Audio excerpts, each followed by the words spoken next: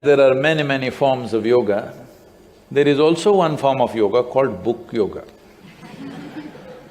That is, people want to learn yoga through books.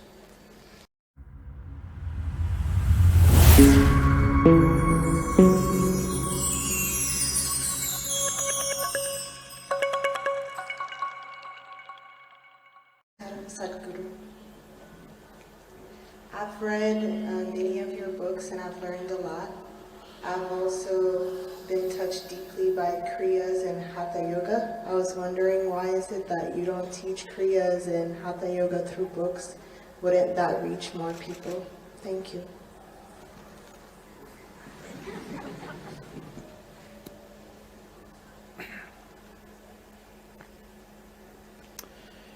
Yoga is not something that you teach. Yoga is something that you transmit. A book cannot do transmission.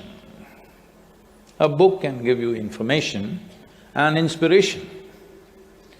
So we are writing books to inspire people to take to yoga, not to instruct people into yoga or transmit yoga through the book. Well, as there are many, many forms of yoga, there is also one form of yoga called book yoga. That is, people want to learn yoga through books.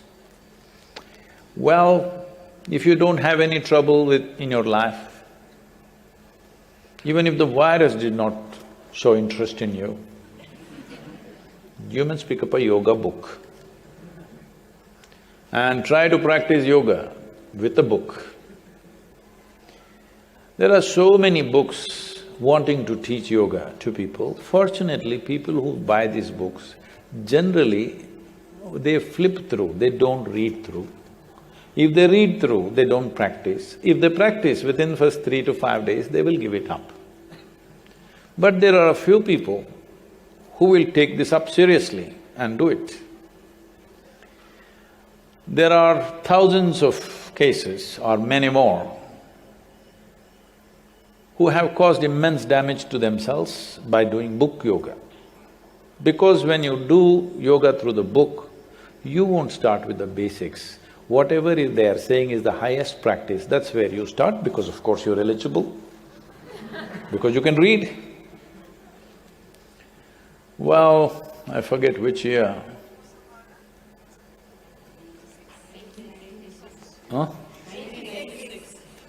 86? Oh.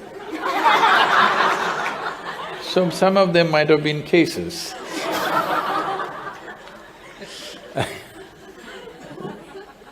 Why is that man moving like that? Hello? You're trying to spread the virus? Sit down somewhere. Huh? What is that? Oh, then you must fly.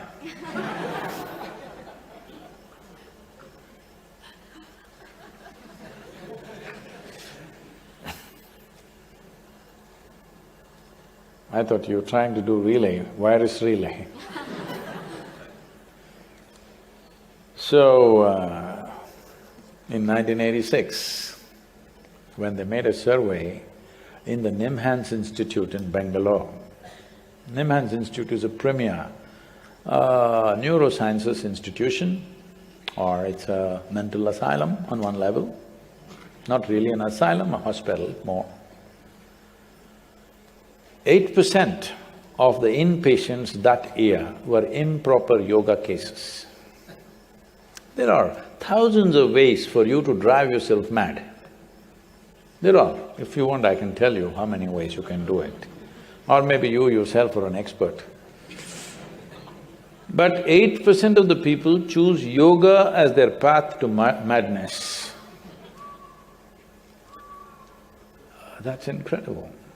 What should be an ultimate solution to your life becomes the pathway to madness. This is simply because without preparatory steps, without any transmission, just picking up odd instructions and trying to do something. Fortunately, most of them don't practice after some time. Those who take it seriously will pay a very huge price. It is…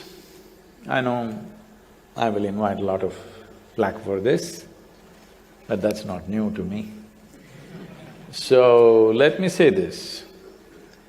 In a way, teaching intricate yoga or yogic processes, which are inward-directed processes, through a book is a crime. It's a crime. It is like, there are some people, some time ago it was there, now it's been removed. There are some people who have access to scientific information, and at a time just about before this, probably before 2003 or 4 at that time, there was clear instructions as to how to make a nuclear bomb on the web, on the internet.